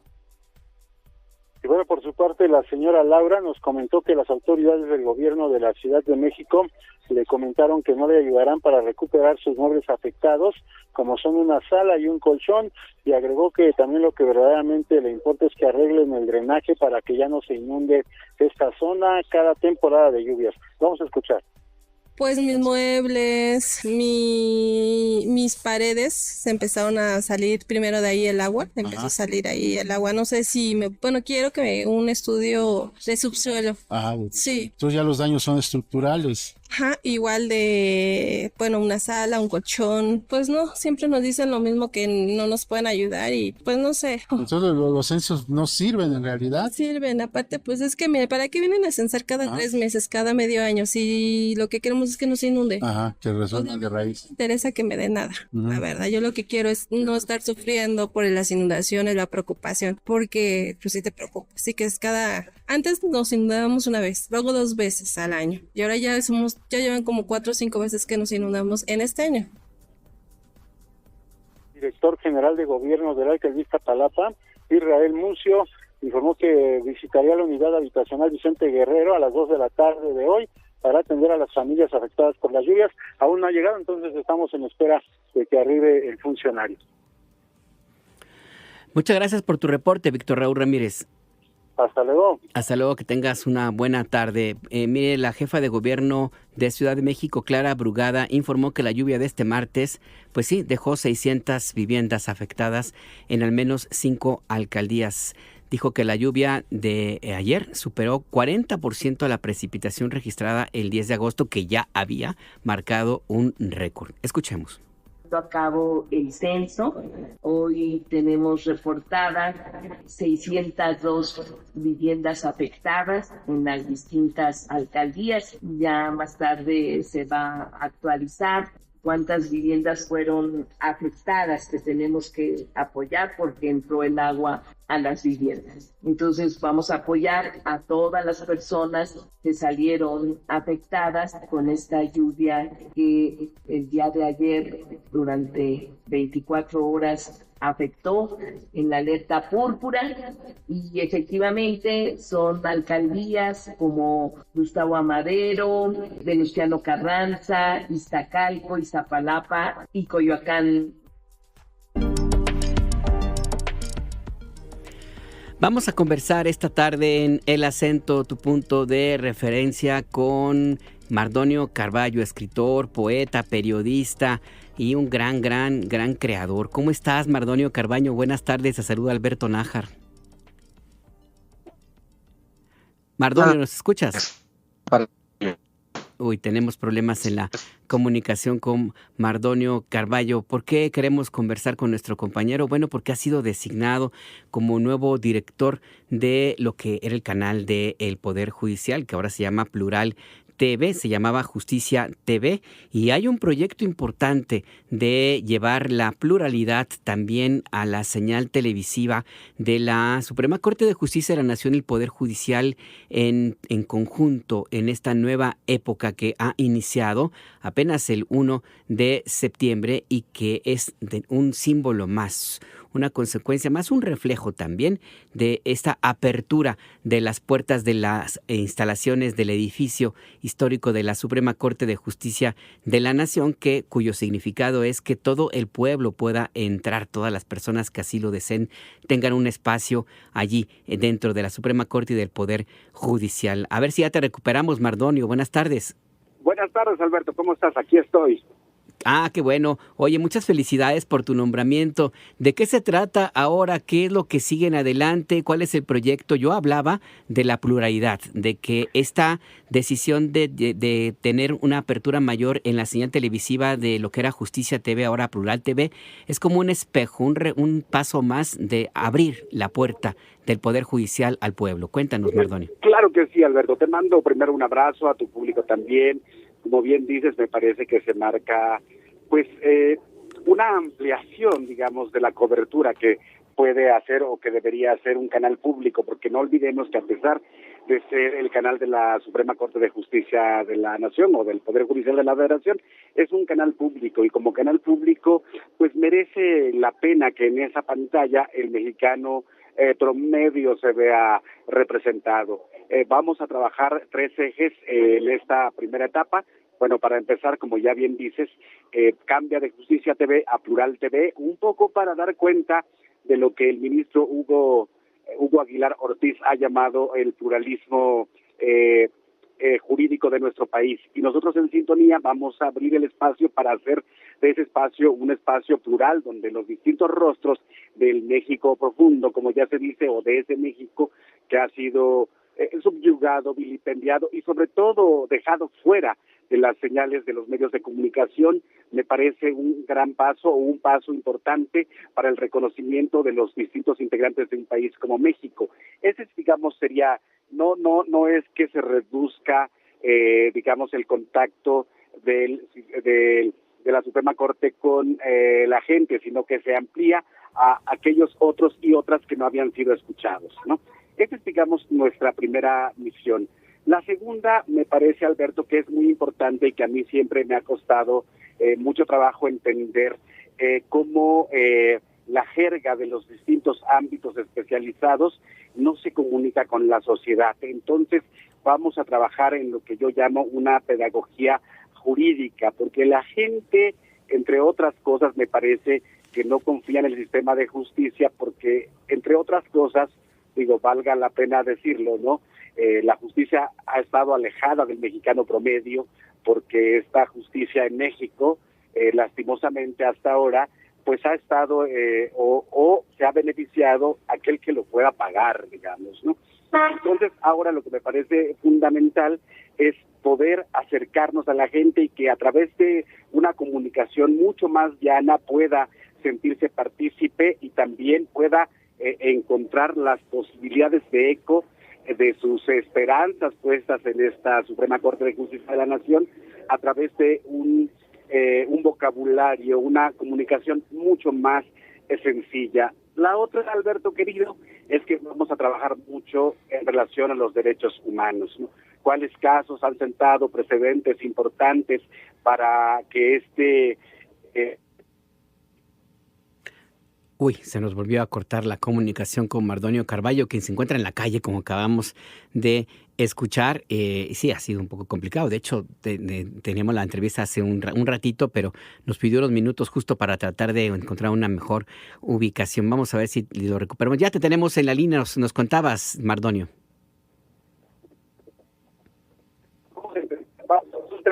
Pedagogía jurídica, muchos derechos humanos y sobre todo lenguas y pueblos indígenas. Comenzamos ya de entrada en la conducción con 5 conductores indígenas. No, tenemos una comunicación un poquito complicada. Vamos a ver si podemos recuperarlo. El canal judicial es el órgano informativo del Poder Judicial y que pues tiene también otros órganos de comunicación y tiene, entre otras de sus funciones, pues dar a conocer las actividades del Poder Judicial entero, aunque en los últimos tiempos, sobre todo en los últimos periodos de la Corte que recién terminó, pues se dedicó en buena medida a dar solamente una buena cantidad la comunicación de la Suprema Corte de Justicia de la Nación. Transmitió en una decisión, pues ahora sí que es autónomo, el canal judicial pues estuvo transmitiendo también en tiempo real inclusive las protestas de algunos trabajadores del Poder Judicial, el paro que duró algunas semanas en algunos sitios en este amplísimo Poder Judicial, lo estuvo transmitiendo. Y en fin, esa era parte de la tarea que llevaba a cabo este canal. Mardonio Carballo, a ver, vamos a ver si tenemos suerte, te escuchamos. Aquí estoy, Alberto. Mira, nada más súper rápido. Van a ser 3 líneas por las que vamos a trabajar. Derechos humanos, la pantalla va a intentar respetar los derechos humanos de todas y todos los mexicanos. El pluralismo jurídico, que va a intentar explicar cómo así existen lenguas indígenas, también existen sistemas normativos propios de los distintos pueblos indígenas. Vamos a trabajar también algo que yo llamo pedagogía jurídica para acercar el lenguaje, para allanar el camino para el entendimiento a través del uso del lenguaje cotidiano, para que la gente se sienta partícipe y sobre todo sepa lo que está ocurriendo allá adentro, Alberto. Pues sí, es un proyecto muy interesante y si te parece, démonos un espacio un poquito más adelante, ya con más calma, que también tú te empiezas a sentar, Mardonio, ahí en estas nuevas actividades y conversemos largo y tendido sobre esta propuesta de este medio público que cobra una relevancia fundamental en el espectro mediático de nuestro país. Muchas gracias por este enlace, Mardonio. Te agradezco a ti y a todo tu público. Un abrazote. Abrazo también para ti y mucha suerte. Sí, de hecho, arrancan con cinco conductores en lenguas indígenas, que es algo que, pues déjeme ponerlo de esta manera, inédito, porque bueno, el canal de Justicia TV, ahora Plural TV, tiene relativamente poco tiempo en comparación con otros medios públicos. Nunca se había escuchado de esta manera las lenguas originarias, o sea, no eran parte de la jerga del trabajo, del hablar de los ministros ni ministras anteriores, no, definitivamente no. De hecho, algunos ministros trataron, que por fortuna fracasaron, trataron de cancelar derechos de los pueblos indígenas, que costó mucho trabajo obtenerlos. Y de ahí en fuera, pues no, porque es uno de los grandes temas. Muchas personas en prisiones que se encuentran en prisión están allí porque no encontraron o no les pusieron a disposición traductores. Son hablantes de alguna lengua originaria y pues se llevó a cabo su juicio en español. Pidieron traductor, no se los asignaron y terminaron totalmente indefensos y están en la prisión. Sí hay muchos casos de esos. Ahora que está Hugo Aguilar Ortiz al frente de la Suprema Corte, existe la esperanza de que esta situación de discriminación se revierta ya de manera definitiva. Ahí pues está este tema, este asunto del nuevo canal del Poder Judicial que se llama Plural TV. Vamos a ir a otro tema vinculado con la justicia. Hace 4 años la Corte Interamericana de Derechos Humanos emitió un pronunciamiento a propósito del asesinato de la activista y abogada Digna Ochoa. Esto ocurrió hace casi 25 años. Un asesinato que nunca fue aclarado por completo y que la familia y muchos todavía reclaman pues que tiene que ponerse bien en claro qué es lo que sucedió. Hoy hubo una conferencia de prensa a propósito de este tema. ¿De qué se trata, Georgina Hernández? Buenas tardes, cuéntanos. Buenas tardes, Alberto, auditorio de Imer Noticias. Como ya lo señalas, a 4 años de esta sentencia de la Corte Interamericana de Derechos Humanos en el caso de la defensora Digna Ochoa y a casi 25 de su asesinato, este día organizaciones civiles y familiares de la defensora denunciaron el incumplimiento de las medidas de reparación ordenadas por el Tribunal Internacional y también alertaron sobre la persistente desprotección que enfrentan personas defensoras y periodistas en México. Y esto se dio en conferencia de prensa en donde Soledad Sánchez, que es parte del equipo jurídico del Centro por la Justicia y el Derecho Internacional, ella señaló que aunque ha habido avances parciales en las acciones, pues siguen pendientes, lo que refleja un rezago preocupante en la seguridad de quienes defienden los derechos humanos. Esto al recordar que la Corte IDH condenó al Estado mexicano en 2021 y ordenó medidas estructurales como fortalecer el mecanismo de protección con participación de la sociedad civil y además pidió lanzar una campaña nacional de reconocimiento a la labor de las personas defensoras, así como aprobar un protocolo homologado para investigar delitos en su contra. Vamos a escuchar a la abogada. Contarles que a la fecha 8 de ellas están en absoluto incumplimiento y una de ellas tiene apenas un cumplimiento parcial. En 2023, la Corte Interamericana hizo la primera revisión del proceso de supervisión de cumplimiento y valoró estos resultados en el mismo sentido. 8 de las medidas están totalmente incumplidas y estaban para la valoración de 2023 y una de ellas en cumplimiento parcial. Pasados los 2 años de esa resolución de supervisión de cumplimiento, la sentencia sigue absolutamente en el mismo lugar. No ha avanzado desde la última revisión de la Corte Interamericana en los resultados valiosos y que puedan materializar las obligaciones del Estado mexicano. Y Alberto, cabe recordar, como ya señalabas al inicio, que la Corte Interamericana de Derechos Humanos, determinó que la investigación de la muerte de Digna Ochoa estuvo marcada por errores en la escena del crimen y en la necropsia, además de sesgos de género que pusieron en duda su credibilidad. Y también concluyó que México violó el plazo razonable de investigación y que el discurso oficial dañó su honra y dignidad y por ello ordenó continuar con las indagatorias para sancionar a los responsables y realizar un acto público de reconocimiento, que hay que recordar sí se cumplió en el año 2022, pero en este sentido, durante esta conferencia de prensa que se llevó a cabo el día de hoy, Jesús Ochoa, él es hermano de Digna Ochoa, lamentó que las mismas autoridades obstruyan el camino hacia la justicia y refirió que tras 24 años de lucha, el caso permanece sin avances y con múltiples omisiones, por lo que exigió investigar a las y los funcionarios que intervinieron en el expediente. Vamos a escuchar. Y nosotros particularmente pedimos la investigación, investigue precisamente al fiscal Renato Sales Heredia, que en su momento fue el creador, a mediados del 15 de diciembre del 2021, fue el creador de la hipótesis del suicidio simulado.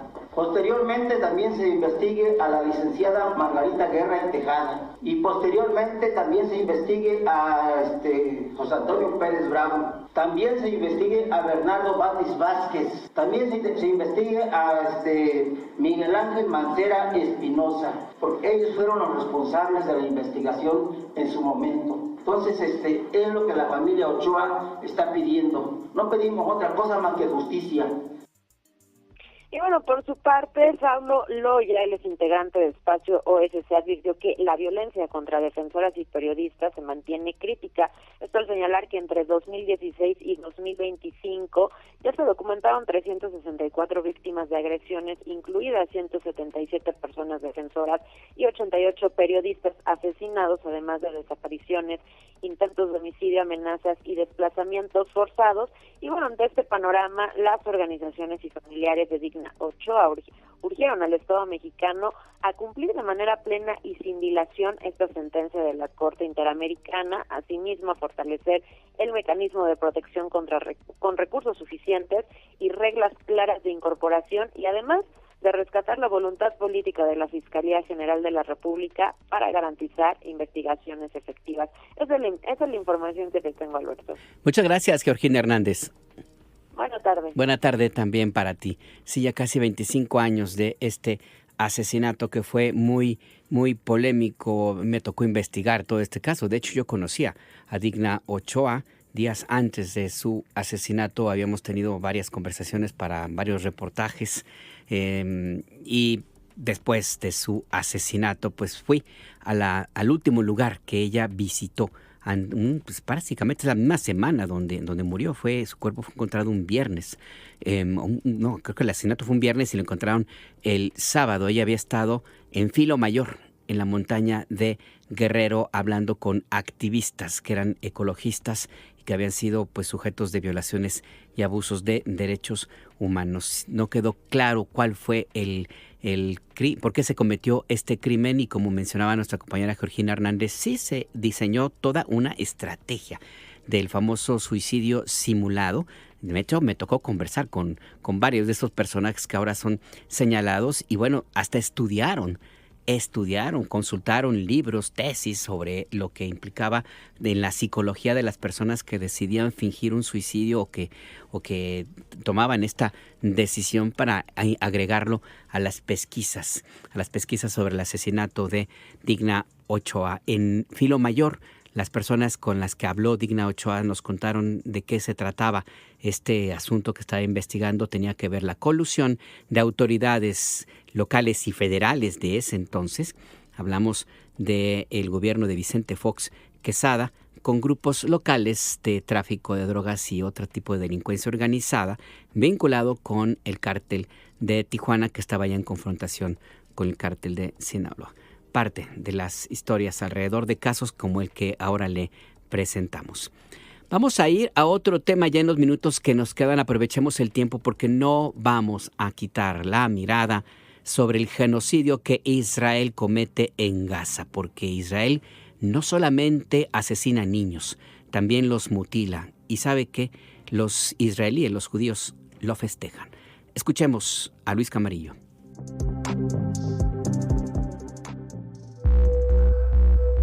$21,000 niñas y niños en la Franja de Gaza han sufrido algún tipo de discapacidad desde el 7 de octubre de 2023, cuando Israel intensificó su escalada bélica en el enclave palestino bajo el argumento de derrocar a Hamás. De acuerdo con un informe del Comité de Naciones Unidas sobre los Derechos de Personas con Discapacidad, esos miles de menores de edad sufren estas discapacidades como resultado de deficiencias. No obstante, no especificaron si estas discapacidades han sido provocadas por heridas, lesiones, enfermedades u otros factores. En tanto, indicó que de los 40,500 niñas y niños que han sufrido heridas de guerra, al menos una cuarta parte, es decir, unos 10,000, sufren deficiencias permanentes. La ONU señaló que las y los niños con discapacidades en Gaza sufren estrés psicológico, depresión, ataques de pánico, llanto continuo y trauma. Incluso el documento narra el caso de una niña de 14 años refugiada en Rafah que perdió su silla de ruedas en una evacuación y por agotamiento pidió a sus padres que la dejaran morir allí. Por otro lado, la ONU recordó que en casi 2 años Israel ha asesinado a 18,000 infantes. Asimismo, este comité de la ONU también denunció un colapso de los sistemas de atención a personas con discapacidad en la Franja de Gaza, así como muchas trabas en los sistemas de Cisjordania. El informe lamenta la falta de atención adecuada a los niños con discapacidades en Gaza por la falta de equipamientos médicos que en ocasiones han obligado a practicar amputaciones de extremidades sin anestesia. En este contexto, la población en Gaza denunció que continúa sobreviviendo bajo el constante asedio de las fuerzas de defensa de Israel. Escuchemos algunos testimonios de gazatíes a Radio Francia Internacional. Hemos sido desplazados más de 20 veces. Esta vez salir corriendo de la ciudad de Gaza ha sido lo más difícil. Nos fuimos bajo los disparos y los bombardeos. Uno aquí no se va a menos que la muerte sea inevitable, que esté condenado.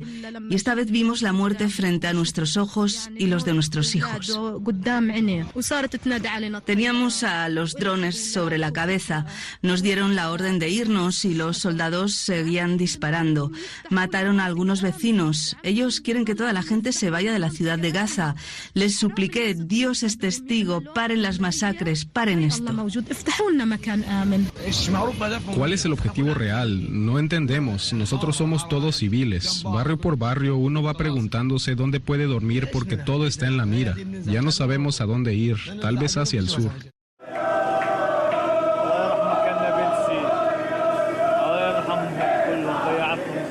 En contraste, escuchábamos a colonos israelíes que festejaban bajo la protección del ejército de Israel la expulsión de una familia palestina de su casa en Hebrón, en Cisjordania. Esto en el marco de la petición del ministro de Finanzas israelí, Bezalel Smotrich, que pidió al primer ministro israelí, Benjamín Netanyahu, la anexión del 82% del territorio de Cisjordania ocupada. De acuerdo con reportes periodísticos, en casi 2 años, más de 20,000 personas han sido expulsadas de sus casas y desplazadas en esa región. Por su parte, este miércoles, las múltiples protestas contra el equipo de Israel orillaron a suspender la llegada a la meta en la etapa 11 de la Vuelta Ciclista en España. El pueblo vasco salió a las calles de Bilbao para manifestar su repudio al equipo israelí y demostrar su apoyo total al pueblo de Palestina.